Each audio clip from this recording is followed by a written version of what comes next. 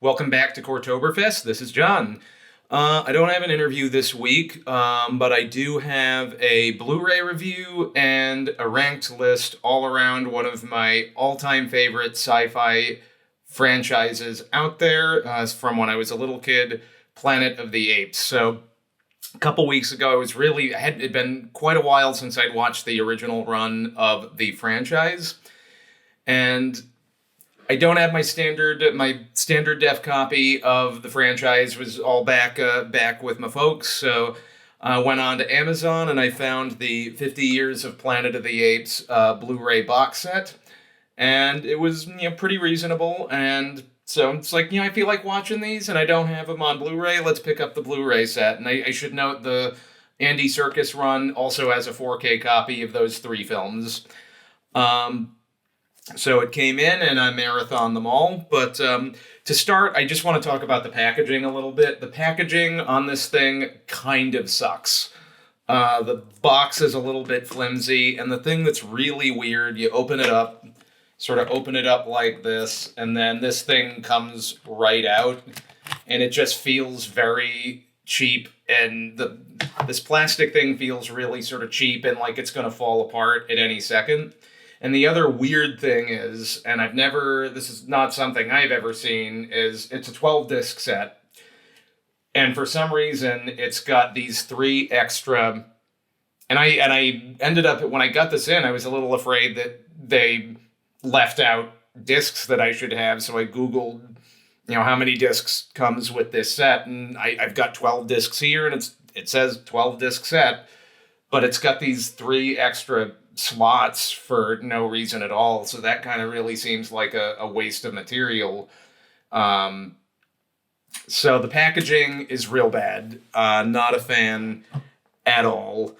And really, I don't know why this comes out. It feels like it should be sort of in there more securely. Not a fan of the packaging. The discs themselves, the picture quality looks really good. It's very crystal clear on the original run. The Andy Serkis run, those are new films, so it just goes without saying they're ready for HD, and they look amazing. My one complaint about the picture is putting the original films in HD, and it's principally an issue for the orangutan characters. When you remaster it and make it crystal clear and project it digitally, it all of a sudden becomes really clear where the makeup lines are on the orangutans. And I don't know if it's because the makeup is lighter, it's more blonde rather than dark, but you can kind of see where the prosthetics start and the human actor begins. It's not the worst. It's just on this watch down, I could really see, like, you're looking at Dr. Zaius, and it's like, all right, I can see, like, this is how they sort of constructed the makeup, and here's where the actor is, and then there's the prosthetics, and it's mildly distracting. The makeup is still amazing. It's just it was not necessarily designed, I think, for the crystal clear HD. You're watching it full HD that we do now, and it becomes noticeable. And the Back to the Future Blu-rays sort of had this issue as well, where they're in old people makeup. You can all of a sudden really start to see the makeup because it wasn't designed to be seen in that sort of high definition capacity. But that doesn't, I personally look for those things, so it was maybe a little distracting for me. I don't know that the average viewer is going to mind. The films are still incredible, and you should. It's worth picking up. It's worth picking up the set. It still looks really good in HD. There were some instances of makeup where it was maybe a little bit more transparent than I remember it. But it also comes with the digital codes, which is nice. So basically, thumbs up for the films, thumbs down for the packaging. The packaging is not good. Anyway, this brings me to ranking them. I marathoned all of them, and the set comes with all 5 of the original run, the Tim Burton monstrosity, and the Andy Serkis current run of the franchises. So I went back, watched through them all, and really this is a franchise that I don't think is, with the exception of one of them, there's none of them that I loathe. It's very, very high quality. They're all very unique and different, and each of them have assets on display that are sort of worth watching. And I highly recommend it. It's very thought-provoking. It's one of the bleakest franchises out there. It does not have a rosy outlook on the state of being a sentient being. And that's one of the great things about it, is it's a science fiction adventure franchise that really does make you think. So without further ado, at the bottom of the list, and this one is pretty obvious, 2001's Planet of the Apes, directed by Tim Burton. This is a narrative mess. There is no narrative. They basically take the concept and put concept on screen. And there's the characters are just cardboard cutouts with no personality. I couldn't tell you any of their names. We have a porny blonde in there for reasons. They give her, I feel bad for that actress because they give her nothing to do. There's, whenever they cut away to that actress, it's like they're cutting to you because you're attractive, not because you have a character. And that's just, the whole thing feels like exactly what it is. A studio mining for an old intellectual property to bring back and make money off of, hiring an auteur director and then not letting that auteur do what he does best. You can feel the studio versus director fights on screen. So it must have been an absolutely miserable film to work on, given all of the makeup. And meanwhile, you've got producers and your director fighting in the background. I can't imagine what kind of hellscape that was to work on. And then you've got a script, and you've got a script that does nothing. There's nothing in it. It doesn't lead to anything. There's no sort of bell curve of an arc. It's just totally worthless. One thing, what I will give is that when you take a script that's that garbage, you can sort of see where the talented people actually are. Because you've got people on the film that are rising above the tripe that they were given.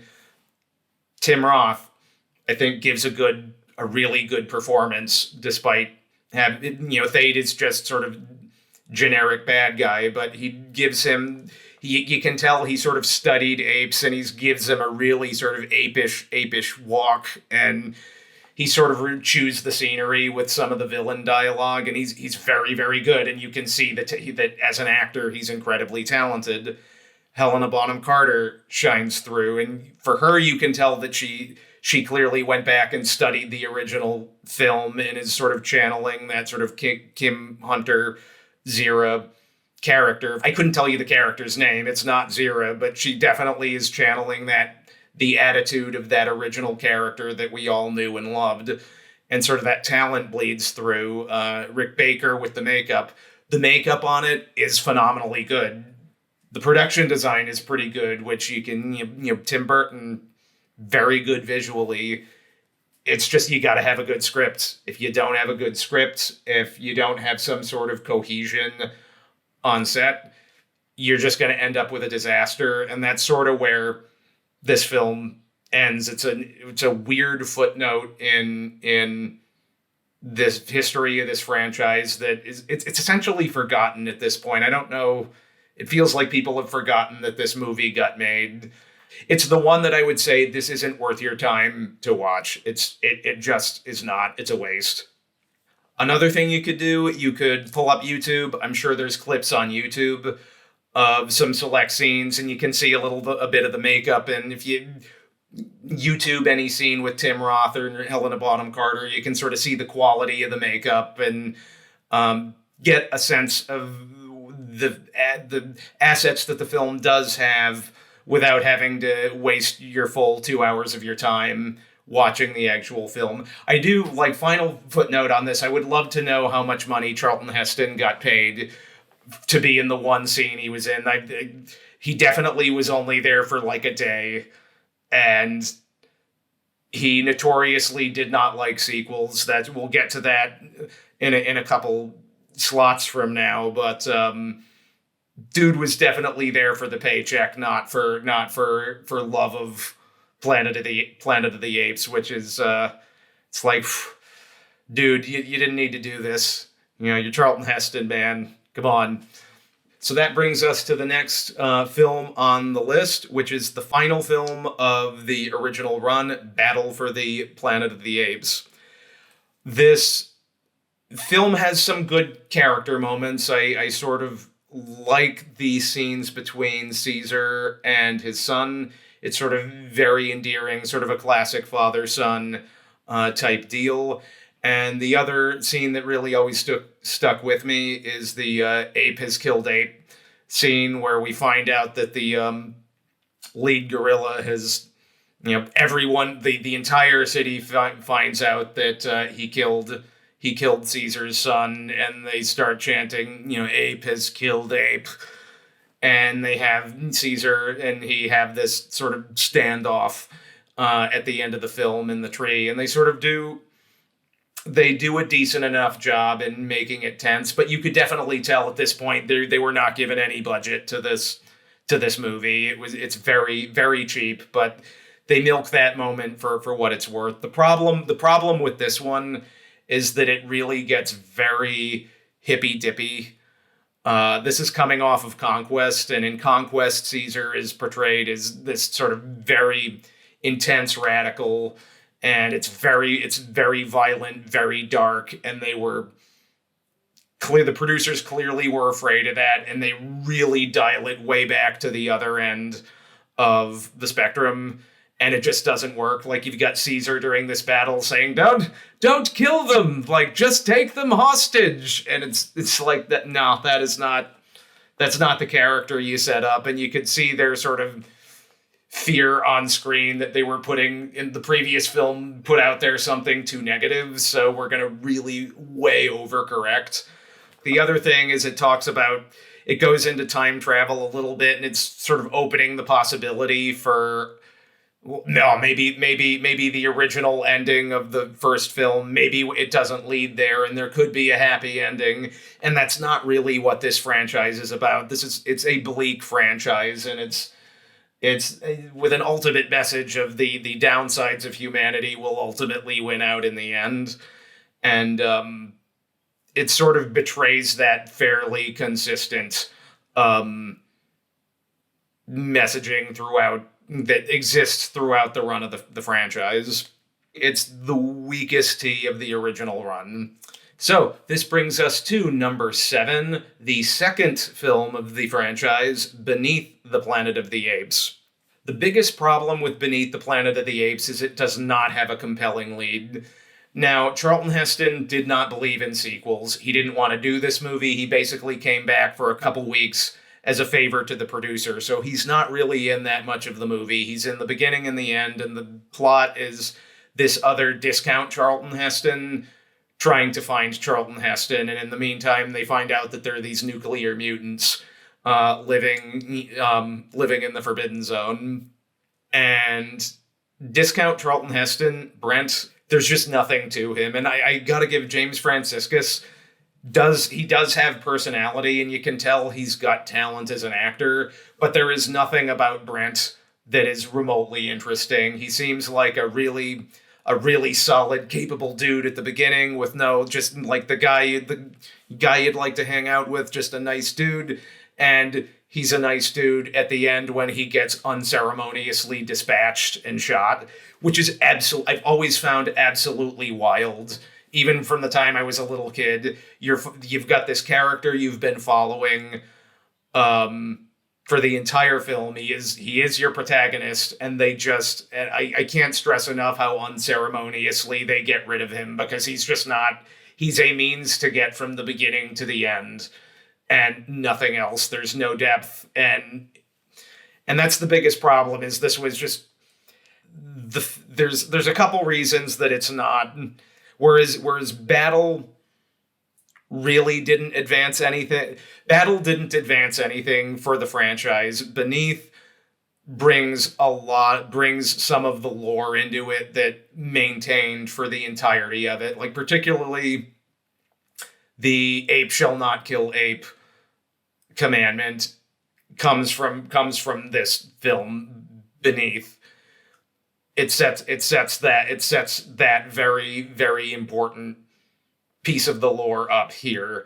It also sets up the Alpha Omega bomb, which at the end of this, they destroy the planet, which the interesting thing about that is that was at least partially Charlton Heston's idea.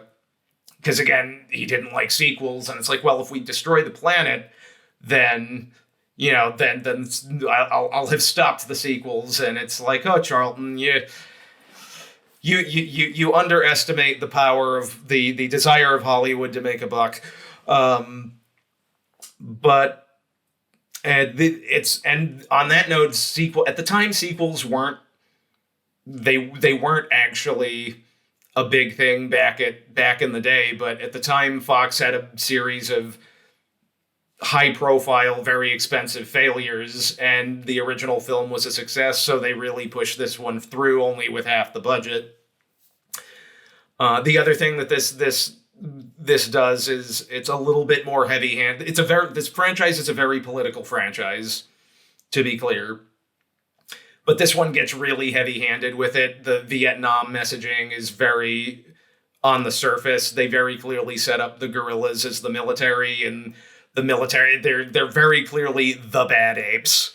And it's very clearly military bad, which is just like, okay, it's the closest that the original run gets to the heavy-handed bullcrap that we have now, and it still manages to not be as annoying.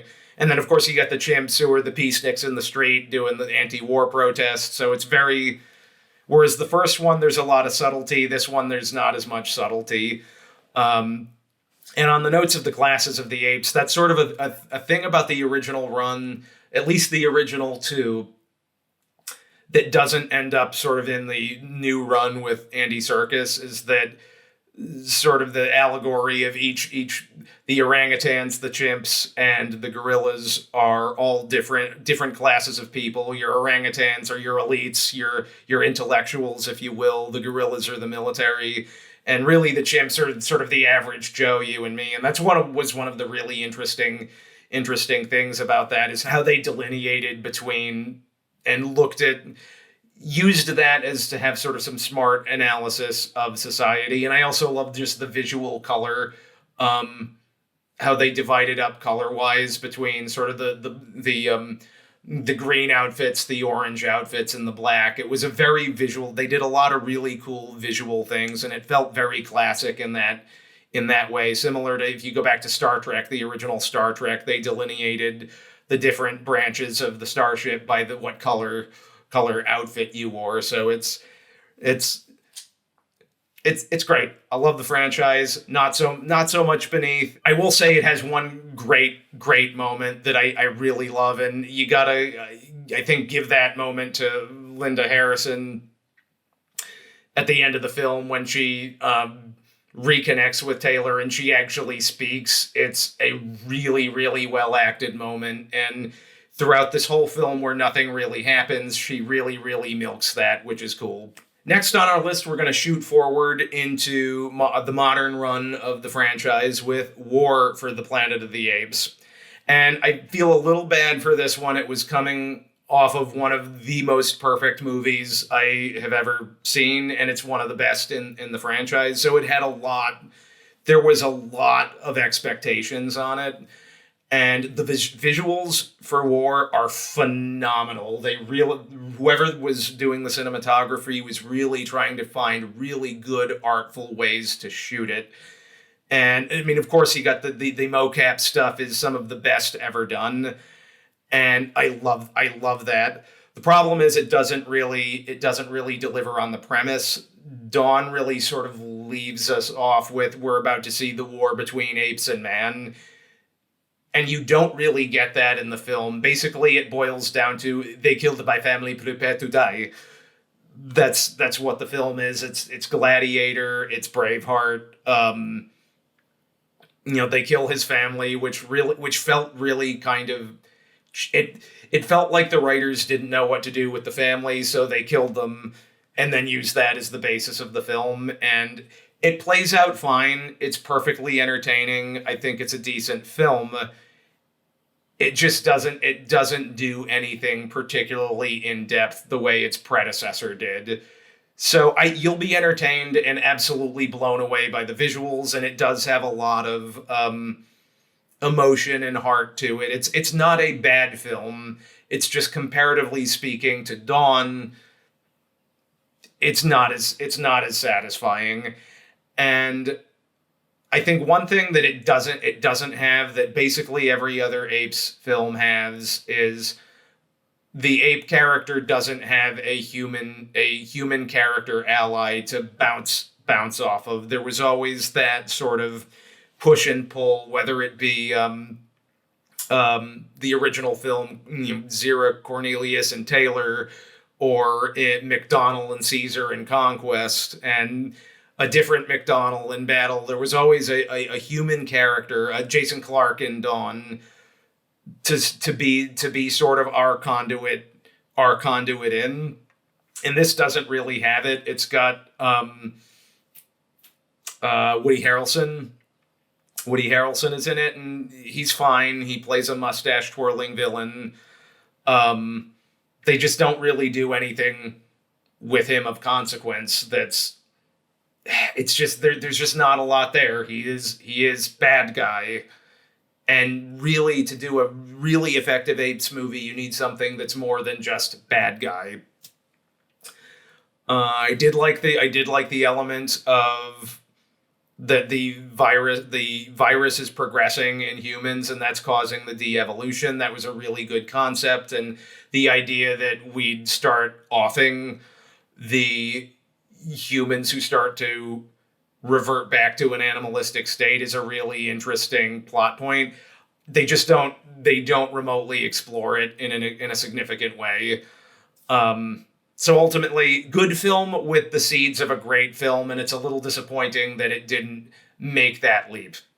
Next up on the list is Rise of the Planet of the Apes. So now we're at the ones that are just all really truly legit, very good, and Rise is just a great all around movie.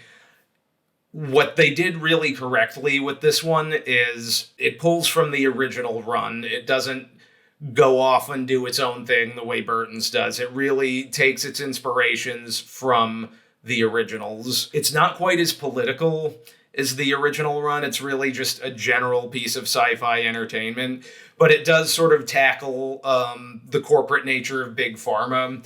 So it's got some, they're doing this to make money, and so it does have something to say there, and that portion of it really does hit different post-pandemic. You watch this film now, and it's like, see, this is why we shouldn't do X, Y, and Z. That this might not end up well.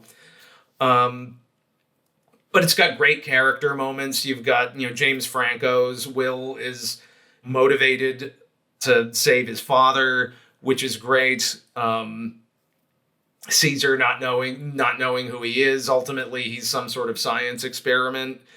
There's a lot of really good character work here, and they also make moments. The moment that really works for me in this film, when I saw it in theaters, it was just like, what? Yes, you made that work, is when Caesar finally speaks and says no. Really, they knew that was when Cornelius back in Escape tells the story of the ape who said no.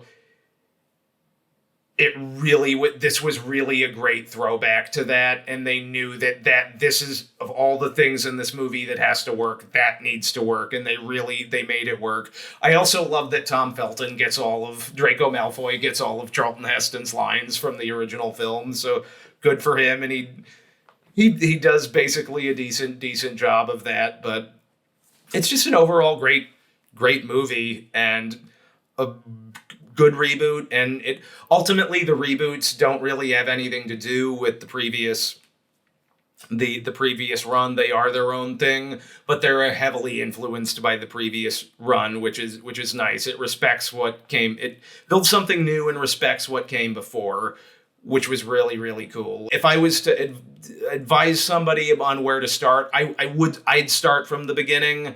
But if you're really not into 60s films, Rise is a great entry point, and then maybe you go back and revisit after you watch the new run. Coming in at number 4 is Escape from the Planet of the Apes, which this is a really unique one in the run, because it's very weird tonally. It definitely is very glued in the 70s, particularly in the score. It's got a very 70s score, and it starts out as this lighthearted film where Cornelius and Zira get back in time. They end up back in time after the Earth is destroyed in Beneath, and basically they experience humanity, and they're celebrities, and the humans love them, and they're going around, and it's they do a lot of comedy bits, but then it takes a really dark turn once it's known that that Zira is pregnant. It gets really dark really fast and asks some really serious questions about who we are as humanity. And what I kind of love, I mean, this is partly coming at it from a more adult standpoint at this juncture, is that really progressivism is kind of the villain. Dr. Hassline, who is the antagonist of the film, he gives this whole diatribe. He is a do something progressive. And he has this whole monologue about, it's like, when are we going to do something about this overpopulation? When are we going to do that? Which turned out to be a crock. But when are we going to do something about this? When are we going to do something about this? And his solution is to just massacre a family and murder a baby. And it's dark. It's dark. It ends with the murder of a family for something that may or may not happen. They don't know. And that there are some really serious questions to be asked about that, and it works really well. It works really well as a film. I will say it is, particularly when you go back to the original film, and Cornelius says that they do the thing with the paper airplane, and Cornelius says, "Oh, flight is a scientific impossibility." Yet somehow they manage to salvage a spaceship from a lake and launch it and go back in time. It's a little unlikely, but I mean, they were stuck because the studio wanted to do another sequel, but how do you do the sequel when you've blown up the planet? So rock in a hard place, and they sort of do it through Exposition Ape, who gets killed immediately at the beginning of the film. And actually, whoever that actor was did a really good job. They really utilized him quite well. He's very clearly Exposition Ape to save the day. But they get through it and move on pretty quickly, so it's done pretty well. So now we're in the top 3, and these films are all exceptionally good. Coming in at number 3, Conquest of the Planet of the Apes.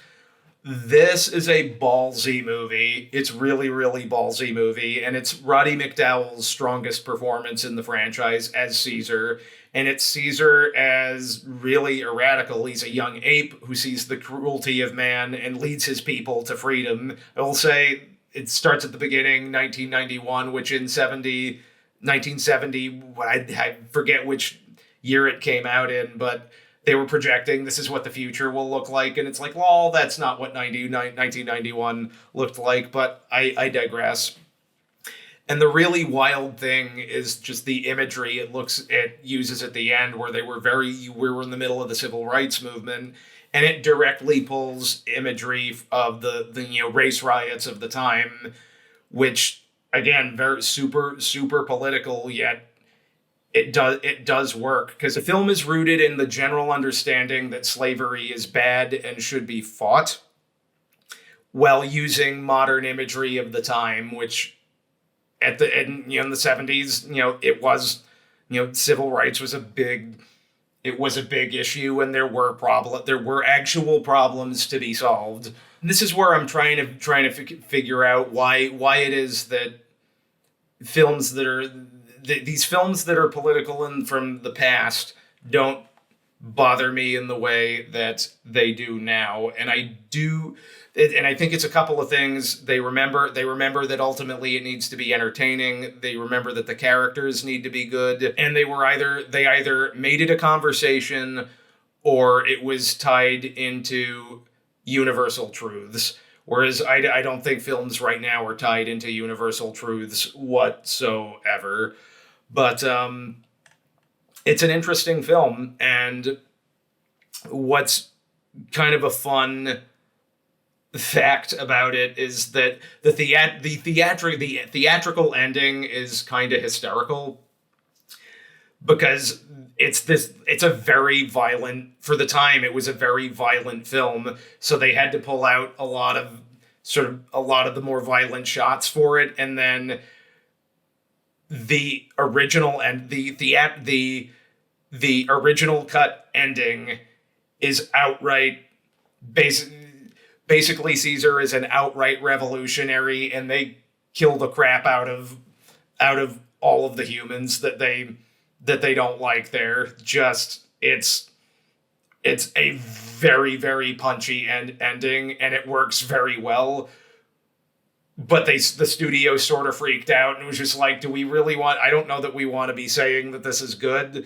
So they sort of dialed it in, and they brought Roddy McDowall in to record this sort of peacenik voiceover with, now we will lay down our arms. And they pulled some camera trickery. They zoomed way the heck in on his face to cover the fact that they don't have the mouth going, to have this sort of peacenik, but violence is bad type message. And it really sort of undercuts the film.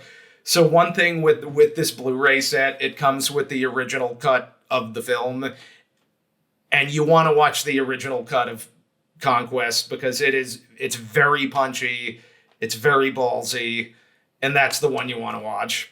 Coming in at number 2 is Dawn of the Planet of the Apes, which I love this movie to pieces, and it's just a brilliant film. And what I love about it is that it's about different parties intersecting really by accident.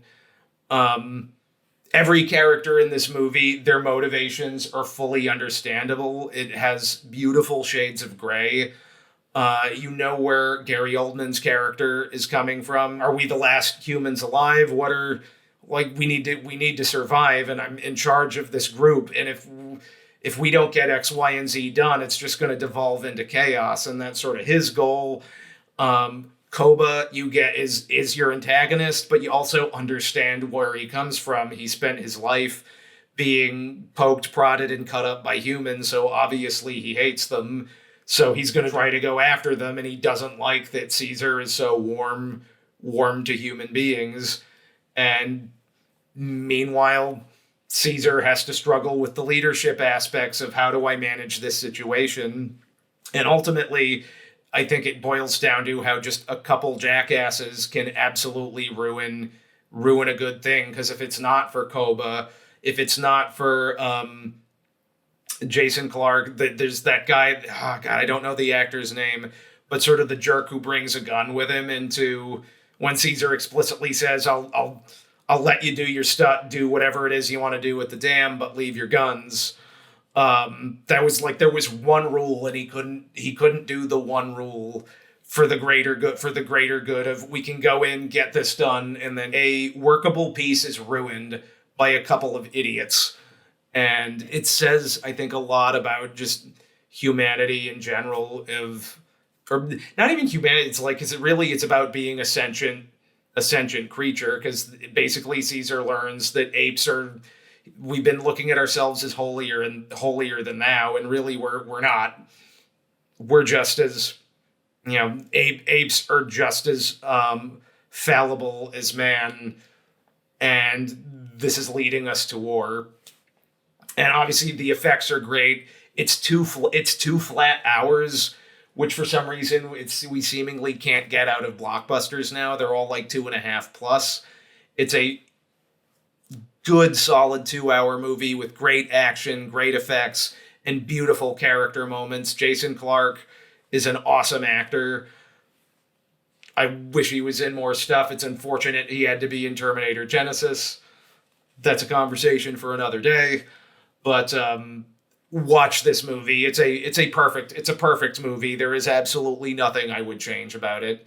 And that brings us into number one, obviously, the original Planet of the Apes. It's one of the greatest sci-fi films ever made. Really great, complex characters dealing with really intense life questions. Taylor has a great arc where of course he's Charlton Heston, so he's this tough, masculine dude, and he's also a really cynical dude. He looks down on people, which is why he goes to the stars to find there's got to be something better than man, and he ends up captured by the apes and having to learn that there are things about mankind that he loves, even though by the end, his original sort of cynicism is simultaneously right and wrong. What he kind of has to learn is that yes, he's right. Mankind, very, very imperfect, and we lead ourselves to our own destruction, but also there was a lot of good things. And when they're going through the archaeological dig at the end, and he's sort of breaking down. It's just like, oh, he was a man. He was your average person, just living life, and that was a good thing. So his arc is great. It is obviously very political, and again, I complain all of the time about politics in film these days, and going back and watching it with those eyes now, it's been a while since I put it on, and it's not kind of sort of political. Like, the original film is really political. It's very science versus religion. The whole evolution topic would have been big back in 68, and that sort of push and pull. And that's sort of the one thing where it's just like, I will give it now. It's just like, okay, this movie is sort of a dick to religious people. Because there is no pro-religion argument to the film. So that's that like, I will give it's like, okay, that's a little annoying, but for some reason, it's not like we do now, because I do feel it's a conversation. The final scene where Zaius is tied up, the final back and forth between Taylor and Dr. Zaius is one of the greatest back and forths of all time. And the film does make a point that Dr. Zaius very well might have a point. And the interesting thing on this viewing is that I don't think Dr. Zaius isn't making a religious argument. I don't think he is. Obviously, he's being chief defender of the faith. That's important to him, but that's not why. I don't think that's why he's covering it up. He's covering it up, I think, because he is aware that people came first. They were a civilization first. He also knows that they progressed themselves into oblivion, and he cares about his people. And it's like, I am going to do everything in my power to prevent my people from making your mistakes. And so you could argue that this whole time that Dr. Zaius is correct, and that Cornelius and Zira should back the hell off, because they could open Pandora's boxes that could lead to bad places. So it is actually, it's having a conversation. It's not having a lecture. And yes, it does favor the more liberal, but by leaving it open to Dr. Zaius is not this fully evil person the way that politics in film is now. It's politics in films now is like, this is the way it should be, and these guys are awful. Like, they're just horrible, terrible people. They're basically Hitler. And they didn't do that back then. They obviously had points that they wanted to make on the left, but they left it open for conversation. And that's one of the brilliant things about it. And it's just, it makes some conservative points too. At some point, when Taylor is in prison, and he's having this sort of, once obviously Nova can't speak, but he's talking to Nova through his cell bars, and he has this line which is like, oh, there was lots of love making but no love.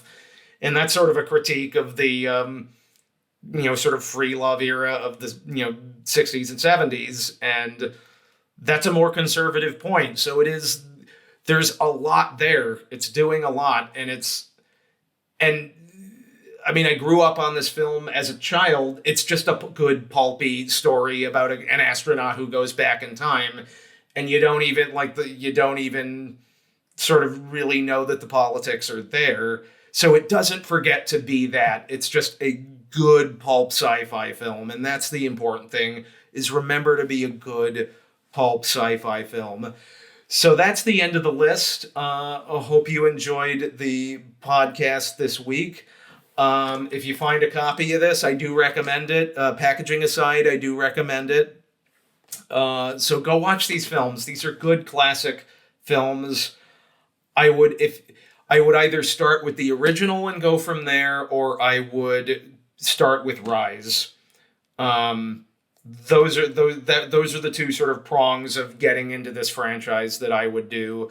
And yeah, and it gets like props to Roddy McDowall for sticking with for being in all five of them. Or not correct myself. He's in four of them. He was not available for the second one, so there's some other guy, but Roddy McDowall really commit to this franchise, and great actor, and well worth your time.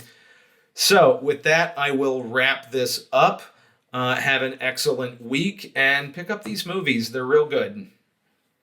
Oh, and like, share, subscribe, do all of that jazz, and go pick up some old movies. Pick up some old movies, watch some old movies, because the classics are really classics for a reason, and well worth your time.